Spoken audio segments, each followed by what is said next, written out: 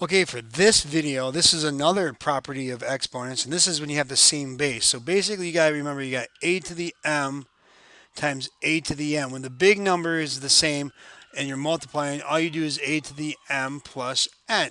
All right, so that's what we're going to be talking about today. So this first one, 12 to the 4 times 12 to the 3. Write each expression written using only the base once. So the bases are the same. That's the big number, 12 to the 4 plus 3. So that's 12 to the 7th.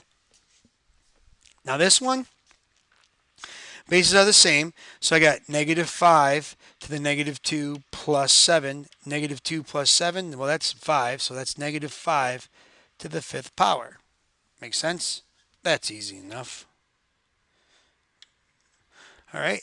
Problem number 2, multiplying powers in algebraic expressions. What is a simplified form of each expression? Now this, you can actually group this. I see that 4 and that 9. I'm going to go 4 times 9 times z to the 5th times z to the negative 12.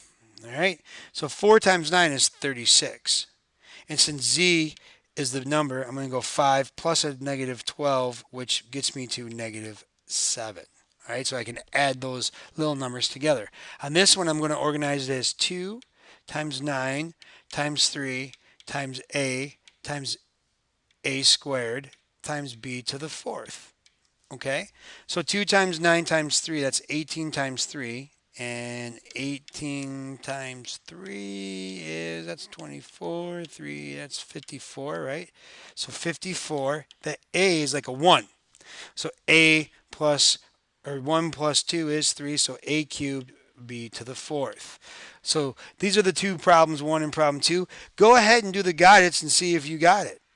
Moving on. Here is a word problem.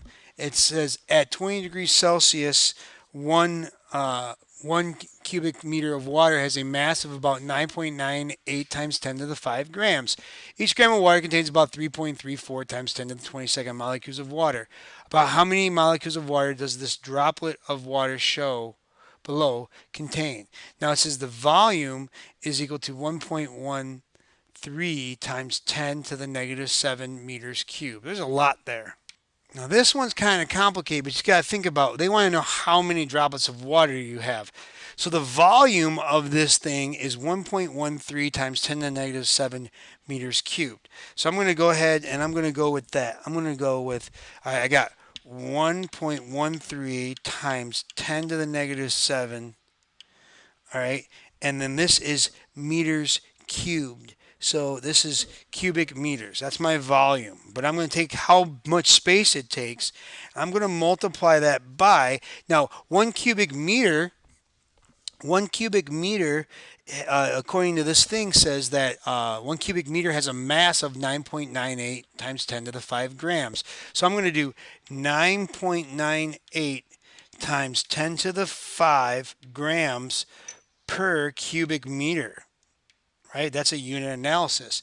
And then every molecule, there's 3.34 times 10 to the 22nd molecules in 1 gram. So you can see that the grams are up here. So I'm going to go 3.34 times 10 to the 22 molecules per 1 gram. Now what's cool about this is that the cubic meters go away and the grams go away and you're left with molecules. Now what I can do is I can do 1.13. I'm going to multiply that by 9.98 and I can multiply that by 3.34 and then times 10 to the negative 7 plus 5, that gives me negative 2 plus 22. Negative 2 plus 22 is to the 20th power. Okay, to the 20th power. So then what I get when I multiply 1.13 times 9.98 times 3.34, I get 37.7 roughly. So 37.7 times 10 to the 20th power. Now that's not real scientific notation, so I got to move this over 1. So I get 3.77, but since I moved it over 1, I add 1 to that 20, which makes it times 10 to the 20 molecules. There's that many molecules. That's a lot of molecules in that cubic meter of water. So I hope this helped. Go and try to do the got it and see if it makes sense. All right. Moving on. Simplify expressions with rational exponents. It says simplify the expression 84, or excuse me, 81 to the 1/4 power. All right. Now, what that means is find the number that when you multiply by itself, it gives you 81.